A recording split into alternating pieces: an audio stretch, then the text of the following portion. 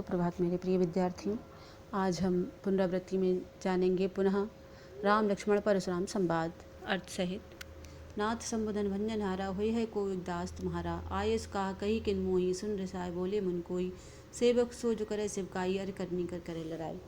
इन पंक्तियों में श्री राम परशुराम जी से कह रहे हैं राम कि हे नाथ, शिव जी के धनुष को तोड़ने की शक्ति तो केवल आपके दास में ही हो सकती है, इसलिए वह आपका कोई दास ही होगा जिसने इस धनुष को तोड़ा है। क्या आज्ञा है, मुझे आदेश दें। ये सुनकर परशुराम जी और क्रोधित हो जाते हैं और कहते हैं कि सेवक वही हो सकता है जो सेवकों जैसा कार्य करे। ये धनुष तोड़कर तुमने शत्रुता का काम किया है और इसका परिणाम युद्ध ही है। सुनो राम जय शिव धन तोरा, सहस भाव समसो रूप मोरा, सो बिलगाओ बिहाय समाजा, न तुम्हारे जय हैं सब राजा। सुनि मुनि बचन लखन मुस्कानिए, बोले परस धरय अभिमानिए, बहु धनु ही तोरी लड़काई, कबहु न अहिरिस कीन गुसाई, यही धन पर ममता कही हेतु, सुनि रिसाए कहे भृग कुल केतु। परशुराम जी श्री राम से कहते हैं कि जिसने भी शिव जी के इस धनुष को तोड़ा है वह इस स्वयंवर को छोड़कर अलग खड़ा हो जाए, नहीं तो इस दरबार में उपस्थित सारे राजाओं को अपनी जान से हाथ धोना पड़ सकता है।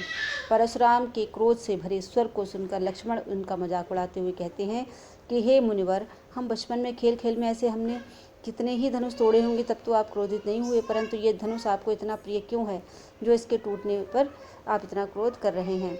जिससे ये धनुष तोड़ा है वह युद्ध करने के लिए तैयार हो जाए, ऐसा परशुराम जी कहा। रे नप बालक काल वस्तु बोलत तो ही न समार, धनु ही समुद्र प्रार्धन विदित सकल संसार।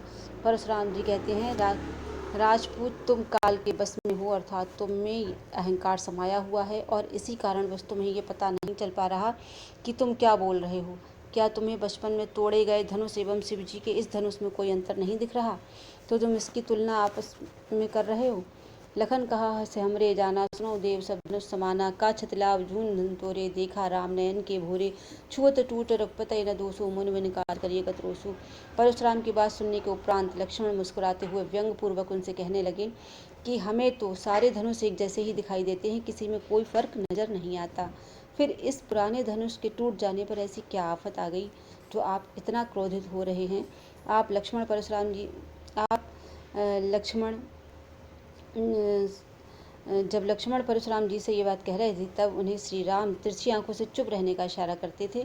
आगे लक्ष्मण कहते हैं कि इस धनुष के टूटने में श्री राम का कोई दोष नहीं है, क्योंकि इस धनुष को श्री राम ने केवल छुआ था और ये टूट गया। आप व्यर्थ ही क्रोध कर रहे हैं। बोले चितय परस की ओरा, रे सट सुनई स्वभाव न मोरा, बालक बोल बधो नहीं तोई, केवल मुनि जड़ जाने मोई, बाल ब्रह्मचारी अति कोई, विश्व विदित क्षत्रिय कुलद्रोही, भुजबल भूपि विनुकीनी, विपुल बार महदेवन दीनी, सहस भाव भुज छेद निहारा, परस विलोक महेश कुमारा। परशुराम लक्ष्मण जी की इन व्यंग से भरी बातों को सुनकर और भी ज्यादा क्रोधित हो जाते हैं। वे अपने फरसे की तरफ देखते हुए बोलते हैं कि हे मूर्ख लक्ष्मण, लगता है तुझे मेरे व्यक्तित्व के बारे में पता नहीं है। मैं अभी तक बालक समझकर तुझे छोड़ रहा था, क्षमा कर रहा था, परंतु तू मुझसे एक साधारण मुनि समझ की तरह व्यवहार कर रहा है। मैं बचपन से ही ब्रह्मचारी हूँ, सारा संसार मेरे क्रोध को अच्छी तरह से पहचानता है। मैं क्षत्रियों का सबसे बड़ा शत्रु हूँ। अपने बाजुओं के बल पर मैंने कई बार इस पृथ्वी से क्षत्रियों का सर्वनाश किया है और इस पृथ्वी को जीत कर ब्राह्मणों को दान में दिया है। इसलिए हे राजकुमार लक्ष्मण, मेरे फरसे को तुम ध्यान से देख लो।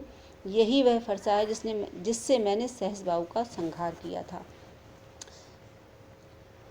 मातु पितई जन सोच बच कर महिष किशोर, गर्भन की अर्भक दलन परस मोर अति घोर। हे राजकुमार बालक, तुम मुझसे भिड़कर अपने माता पिता को चिंता में मत डालो, अर्थात अपनी मृत्यु को न्योता मत दो। मेरे हाथ में वही फरसा है जिसकी गर्जना सुनकर गर्भ में पल रहे बच्चों का नाश हो जाता है। तो छात्रों, ये तो था राम लक्ष्मण परशुराम संवाद का अर्थ। इसको आप ध्यान से सुनिए। आज के लिए इतना ही छात्रों, धन्यवाद।